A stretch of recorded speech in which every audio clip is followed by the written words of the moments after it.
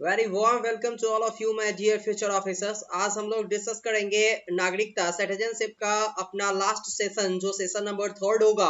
इससे पहले हम लोगों ने आर्टिकल 5 to 11 के सारे बातों को डिस्कस किया, कैसे हम लोगों ने जो है वो नागरिकता भारत का लेना है उसको डिस्कस किया। आज हम लोग डिस्कस करने वाले हैं कि भारत की नागरिकता कैसे खत्म हो सकती है और क्या प्रावधान है इसके लिए, और कुछ एक्सेप्शंस को भी देखने वाले हैं जो इंडियन कॉन्स्टिट्यूशन में मेंशन किया गया हुआ है। बट बिफोर टू बिगिन, अगर आपको ऐसा लगता है कि चैनल डेडिकेटली आपके लिए वर्क करती है तो चैनल को सब्सक्राइब और शेयर जरूर किया कीजिए, क्योंकि ये हमारे मोटिवेशन का एक बहुत बड़ा कारण होता है।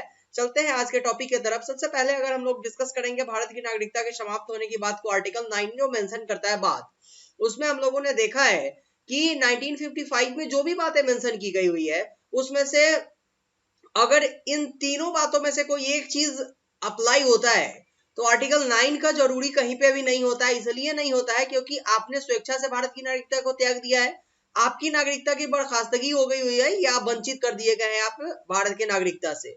एक एक करके डिस्कस करेंगे तीनों मैटर को। स्वेच्छा से त्याग, भारतीय नागरिकता के त्याग का मतलब ये होता है कि एक भारतीय नागरिक जो पूर्ण आयु और क्षमता का होगा, मीन्स 18 वर्ष से अबव का होगा, और वो एक बालिग पर्सन होगा। मीन्स आप 18 वर्ष के हो गए हुए तो आप एक बालिग पर्सन है।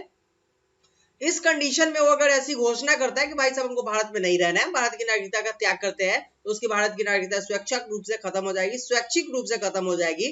और इस कंडीशन में क्या होगा, यदि इस तरह की घोषणा तब हो जब वह युद्ध में जो है वो व्यस्त हो, तो केंद्र सरकार इसे पंजीकरण के को एक तरफ रख सकती है। जब कोई व्यक्ति अपनी नागरिकता का त्याग करता है तो उस व्यक्ति का प्रत्येक नाबालिग बच्चा भारतीय नागरिक नहीं रहा।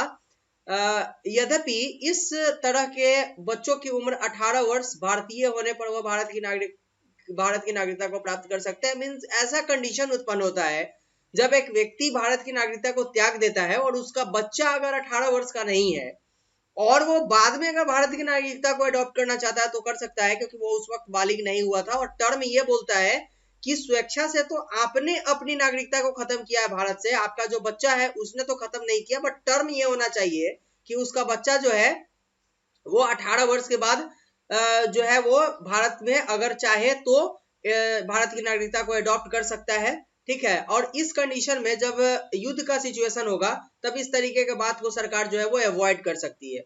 बर्खास्तगी के ऊपर अगर आप आइएगा तो यदि कोई भारतीय नागरिक स्वेच्छा से किसी अन्य देश की नागरिकता ग्रहण कर लेता है तो उसकी भारतीय नागरिकता बर्खास्त कर दी जाती है। हालांकि यह व्यवस्था तब लागू नहीं होती है जब युद्ध में जब देश जो है वो युद्ध में व्यस्त होता है, तो तब इस तरीके के चीजों पर जो है सरकार बात नहीं करती है। मान लिया कि भारत का पाकिस्तान के साथ जो है वो युद्ध चल रहा हो और उसमें कोई व्यक्ति बोले कि हम अमेरिका की नागरिकता को ग्रहण करते हैं, हमको भारत छोड़ देना है, इस कंडीशन में ये चीज अप्लाई नहीं होगा। वंचित करने की कंडीशन में क्या होता है कि यदि नागरिक फर्जी तरीके से भारत की नागरिकता को अडॉप्ट करता है, किस कंडीशन में, आर्टिकल 6 के थ्रू, आर्टिकल 7 के थ्रू, आर्टिकल 8 के थ्रू, इस कंडीशन में हम उसकी नागरिकता को खत्म कर सकते हैं। मीन्स की सेंट्रल गवर्नमेंट, क्योंकि जो सिटीजनशिप का बात है ये सेंट्रल गवर्नमेंट के अंडर में आती है। ठीक है, ये सेंट्रल गवर्नमेंट के अंदर में आती है, इस पर राज्य सरकार का बहुत सारा अधिकार नहीं है। इसके बाद अगर देखें हम लोग तो यदि नागरिक ने संविधान के प्रति अनादर जताया, जैसे कि एक व्यक्ति है बहुत फेमस पर्सन है आज के समय में, अगर आपको आज के समय में फेमस होना है तो राजनीतिक में और कॉन्स्टिट्यूशन के अगेंस्ट में कुछ बोलना है स्टार्ट कीजिए, आप देश में बहुत फेमस हो जाइएगा, आपको लोकसभा का टिकट भी मिल जाएगा, राज्यसभा का टिकट भी, स्टेट लेजिस्लेटिव असेंबली का टिकट मिल जाएगा, आप आराम से बहुत फेमस हो सकते हैं। तो एक व्यक्ति जो संविधान का अनादर करता है वो आज के समय में भारत में सबसे फेमस पर्सन होता है, सारे लोग जानते हैं। और ऐसे हमारे यहाँ है बहुत नए नेताओं में से वो लोग हैं जो भारत तेरे टुकड़े टुकड़े होंगे के नारे लगाते हैं जेएनयू में। ठीक है ना, जेएनयू को एक ऐसा संस्था बना दिया गया है जहाँ पर टेररिस्ट पला करते हैं। तो इस तरीके के जो लोग हैं जो कॉन्स्टिट्यूशन का अनादर करते हैं उनको भारत की नागरिकता से वंचित किया जा सकता है, लेकिन ये हमारे हिसाब से फेल्योर है, आज तक काम नहीं होता है। क्योंकि जिस भारत को चिकन नेक बनाने का बात कहा जाता है वो आदमी आज आराम से घूमता है भारत में। तो ये सारे कुछ बातें जो है वो किताब में लिखी हुई बातें हैं, बट रूल है ये, और ये एग्जाम में पूछे जाने वाले रूल है, तो इस कारण से आपको पढ़ना तो पड़ेगा, भले फॉलो होता हो या नहीं होता हो।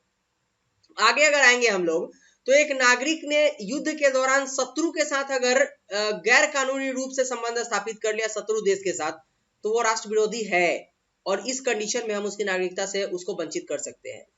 इसके बाद पंजीकरण या प्राकृतिक नागरिकता के 5 वर्ष के दौरान नागरिक को किसी देश में 2 वर्ष की कैद हो गई हो, उस कंडीशन में हम उसकी नागरिकता को खत्म कर देंगे। मतलब कि पंजीकरण हुआ है या प्राकृतिक रूप से वो भारत का नागरिक हो गया हुआ है और 5 वर्ष के दौरान, इस 5 वर्ष के दौरान में अगर 2 वर्ष की कैद उसको हो गई हुई है किसी देश में, तो हम उसको भारत की नागरिकता नहीं दे सकते हैं।